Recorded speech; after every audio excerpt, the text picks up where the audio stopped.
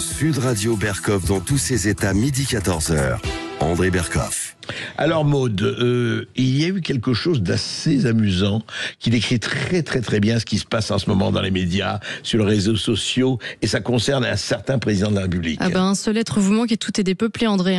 Après un peu plus d'une semaine d'absence, Donald Trump est réapparu, enfin quelques jours d'absence plutôt, est réapparu devant les caméras hier soir. Ce retrait inhabituel avait nourri toutes sortes de rumeurs sur l'état de santé du président américain.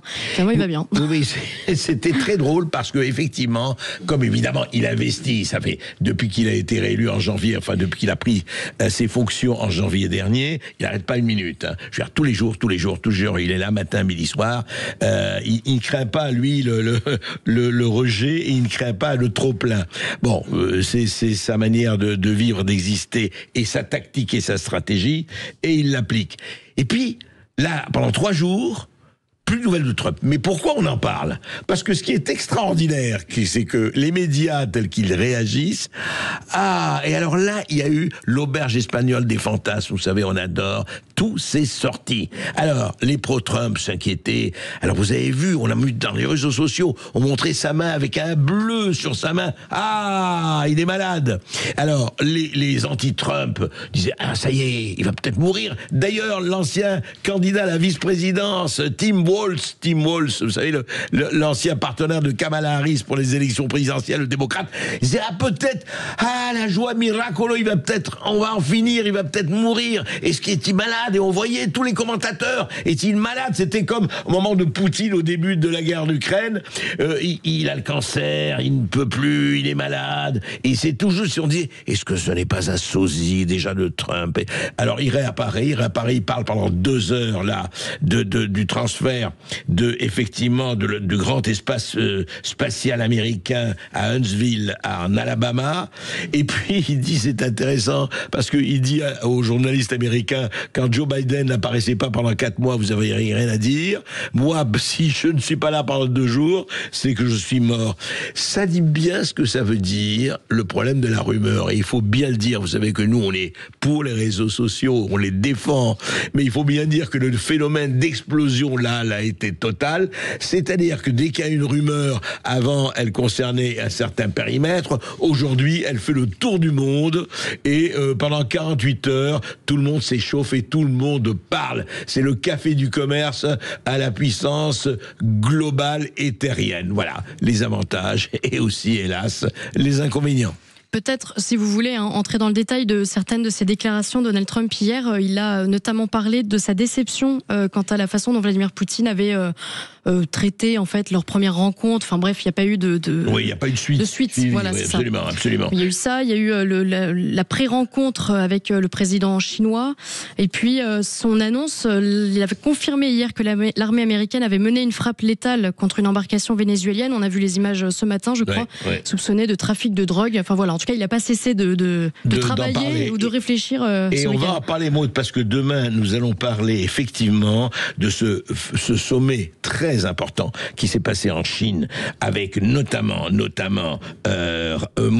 Narendra Modi, l'Indien, avec notamment évidemment Vladimir Poutine, le Russe, et accueilli par Xi Jinping, le Chinois. La moitié de l'humanité était là, sans parler du Coréen du Nord, Kim Jong-un.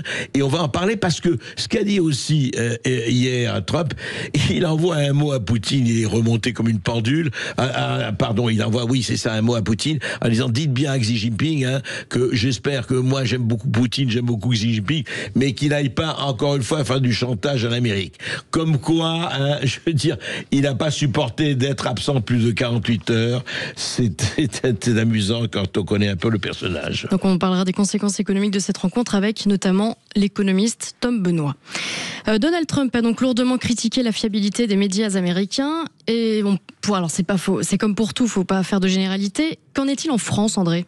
Alors justement, on peut se poser la question. On peut se poser la question parce que il faut rappeler, qu'est-ce qui se passe? Et encore une fois, ça n'a rien à faire avec le talent de la personne, ça n'a rien à faire avec les qualités de la personne et tout. Personne ne met en question de telle ou telle qualité de journaliste. Mais quand une journaliste est mariée ou un journaliste est marié à une femme politique ou une journaliste à un homme politique, et occupe une place très importante dans le paysage audiovisuel français. Est-ce que ça peut passer comme ça? Je ne sais pas, vraiment. Et d'ailleurs, je vous pose la question, auditeur de Sud Radio, auditeur de Berkoff dans tous ses états. En 2011, par exemple, quand Dominique Strauss-Kahn s'est mise en position d'être candidat des socialistes à la présidentielle de 2012, Anne Sinclair, d'elle-même, son épouse, d'alors s'est mise en retrait de son métier de journaliste. Hein. Elle a dit non, on ne peut pas. Bon. Et là, on a entendu, évidemment, depuis lundi, et regardez un peu le teasing de l'émission, et on va en parler tout de suite. Bonsoir. Bonsoir. Bonsoir. Bonsoir. Madame, monsieur, bonsoir. Madame, monsieur, bonsoir. Madame, monsieur, salut Léa. Madame, monsieur, bonsoir. Bonsoir, madame. Bonsoir, mademoiselle. Bonsoir, monsieur. Madame, monsieur, bonsoir. Madame, monsieur. Voilà, madame, monsieur, bonsoir. Voilà, elle était en train de répéter, effectivement, c'était un teasing, le journal de France 2, le journal de 20h de France 2. Faites-le pour voir, André, ça donne quoi, vous ? Bonsoir madame, bonsoir mademoiselle. Je suis le service public, vous savez que je suis là et j'adore que vous me payiez parce que vous allez voir, contribuable, vous allez me payer, mais je vais être d'une objectivité totale. Vous savez que je travaille pour tout le monde, moi je suis ni de droite ni de gauche, je suis français, non, moi je n'ai pas d'opinion, je suis le service public, donc je suis là pour que vous me payiez et voilà. Neutralité. Bon, allez, trêve d'ironie. C'est très bien. Alors, Léa Salamé, saluons-le, disons-le, c'est une excellente journaliste, c'est quelqu'un qui travaille très bien. Le talent n'est absolument pas en cause. Le problème, quand même, c'est qu'elle est l'épouse de Raphaël Glucksmann, le président de Place Publique, qui n'a pas caché ses opinions présidentielles, mais même au-delà de ça, il y a tout ce qui se passe en ce moment, dissolution, changement de gouvernement, etc. Je sais pas, moi, il y a un problème. Moi, j'ai l'impression qu'il y a un problème, et ça ne concerne pas que Léa Salamé, bien sûr. Mais je rappelle de quelqu'un qui est avec nous aujourd'hui, avec plaisir, et on est heureux de l'avoir accueilli, c'est Jean-François Aquili. Jean-François Aquili était éditorialiste politique de France Info, hein. Et puis, à un moment donné, il a été licencié fin avril 2024 par Radio France pour faute grave, invoquant des manquements répétés aux obligations déontologiques liées aux collaborations extérieures. Pourquoi ? Parce qu'il avait effectivement envisagé, je dis bien envisagé avec Jordan Bardella, un projet de livre autobiographie. Ça ne s'est pas du tout fait, la chose ne s'est pas faite. Jordan Bardella a fait son livre, Jean-François Aquili n'était pas là, n'était pas en tout cas concerné par le livre et n'y a pas collaboré en aucune manière. Et on trouvait qu'il fallait être signalé pour éviter tout conflit d'intérêts. Très bien. Très bien. Quand je dis très bien, ce n'est pas un commentaire de ma part, mais voilà ce qui s'est passé. Jean-François Aquili qui est maintenant avec nous et nous en sommes ravis.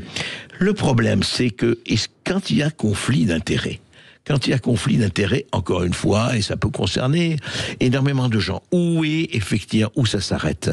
Où ça s'arrête quand la fille de X, le gendre de Y, la belle-fille de Z, député, ou effectivement sénateur, ou autre, et dans les médias? Alors, vous allez me dire, oui, mais vous n'allez pas quand même empêcher, parce qu'il y a des liens de familiaux, vous n'allez pas empêcher tous les gens qui sont la famille je dirais, de tel ou tel élu, de faire son métier, radio, télévision ou autre. Oui. Certes, mais dans quelles émissions? Dans une émission politique? Dans une émission de grande écoute? Dans une émission, dans un rendez-vous? Il y a quand même un problème qui est posé et on ne peut pas le passer comme ça quand effectivement tous les jours et surtout quand on a le journal de 20h, on sera amené à parler d'un certain nombre de choses. Voilà. Qu'on me dise pas, et on ne doute pas une minute de l'honnêteté de Léa Salamé, l'honnêteté intellectuelle de Léa Salamé. Mais il y a un problème, il est posé, on ne peut pas faire comme s'il n'existait pas. Si vous souhaitez réagir, 0826 300 300, 0826 300 300, à tout de suite sur Sud Radio. Sud Radio, votre avis fait la différence. Sud Radio Berkoff dans tous ses états, midi 14h. André Berkoff. André, une autre histoire d'amour est née lundi soir sur le plateau de BFM TV.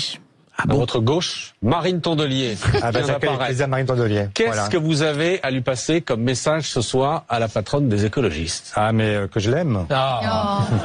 C'est une belle déclaration. Attends de m'avoir Là- écouté. Est-ce que c'est réciproque? La réalité, c'est que Réponse. je n'imagine pas, je sais pas si on fait ça en public normalement, mais enfin, je n'imagine pas ma vie sans les écologistes, sans Marine Tondelier. Ah là là, alors ça, écoutez, je vais vous dire. J'ai dit, moi, que ça, on devrait faire une émission spéciale sur l'amour. Rappelez-vous, qu'est-ce qui bouge le cul des Andalouses? C'est l'amour. Toi et moi, dans le même Bermuda, c'est l'amour. Il revient les rondelles du faubourg, c'est l'amour. Et alors là, Olivier Faure, qui peut-être sera Premier ministre la semaine prochaine, on ne sait jamais, le patron des socialistes, vous donne son amour à Marie Tondelier, ça n'a rien à faire avec les élections. Non, ne soyez pas, encore une fois, chagrin, grincheux, pessimiste et cynique. Non, il l'aime, il lui dit voilà. Et d'ailleurs, il a dit, regardez cette phrase magnifique, et écoutez plutôt cela, parce que quelque part derrière, je regrette que derrière le sonore, pourquoi BFM TV n'a pas mis cela? Je t'aime. Oh oui, je t'aime.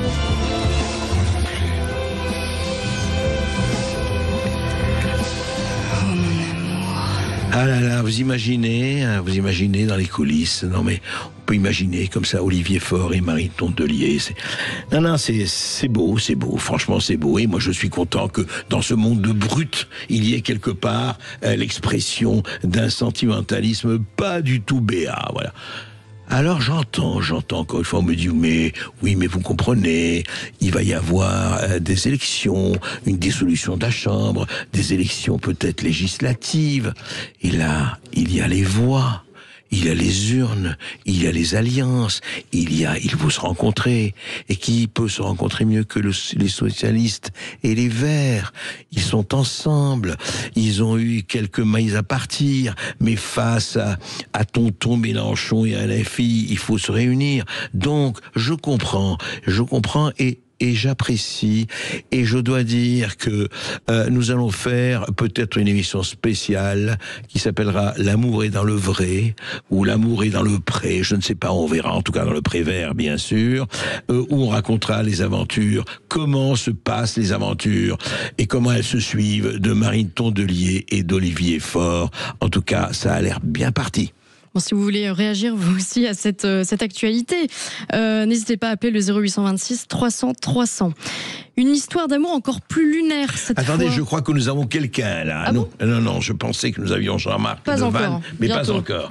Oui, Maud, allez-y. Oui, une histoire d'amour. Vous m'avez fait rater ma transition qui était quand même exceptionnelle, une histoire d'amour lunaire, mais c'est pas grave. Une Encore femme une histoire d'amour. japonaise, Racontez. japonaise qui est tombée amoureuse d'un faux astronaute. Et elle s'est fait escroquer 6 000 € quand même. Incroyable. Alors là aussi, c'est une histoire formidable, Maud.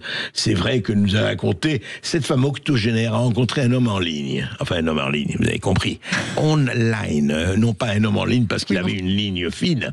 Elle est tombée amoureuse au fil des échanges et l'homme lui a ensuite annoncé qu'il se trouvait actuellement, ça c'est formidable quand même, quand on arrive là, qu'il était actuellement dans un vaisseau spatial. Actuellement, voilà, je suis dans un vaisseau spatial, je te parle. Et elle a dit, ah oui, très bien.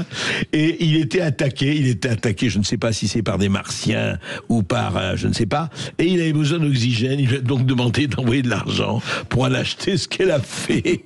Il dit, voilà, je suis à 600 000 kilomètres, c'est magnifique. Mais dites-moi, racontez-moi, il y a eu aussi une histoire avec une Française et avec quelqu'un qui se faisait passer pour Brad Pitt, Maud. Absolument, ça rappelle exactement ce qui s'est passé entre une Française et un faux Brad Pitt. Elle croyait entretenir une liaison à distance avec l'acteur et ça lui a quand même coûté 830 000 €. C'est pas rien, c'est pas 6 000. Mais comment, j'ai dire quoi? Elle croyait qu'elle était en correspondance avec Brad Pitt. Elle l'écrivait, c'était sur les réseaux sociaux, je sais plus quel réseau social, et il s'était passé pour Brad Pitt. Et il lui a dit que, écoute, je suis tombée très malade, voilà, ça se sait pas encore dans la presse, mais j'ai besoin d'argent, il faut que je me soigne. Et en fait, c'est tellement bien fait. Mais d'ailleurs, faites attention parce que ça peut vraiment arriver à tout le monde. Et là, c'en est un bon exemple. La personne qui a escroqué a fait intervenir plusieurs autres personnes qui se sont fait passer pour des membres de la famille de Brad Pitt, pour des des membres de son staff, carrément, etc. Ouais. Et elle y a cru. Voilà. Et elle a été la risée des réseaux sociaux. 830 000 euros. 830 000, ouais.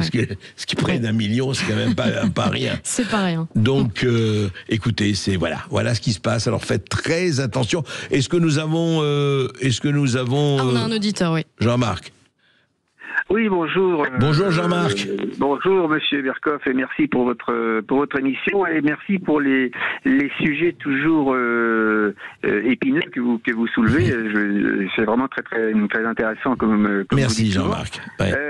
Là en l'occurrence, on est effectivement sur une question de fond, je dirais, puisque avoir un homme politique ou une femme politique mariée à un homme ou une femme journaliste pose un énorme problème.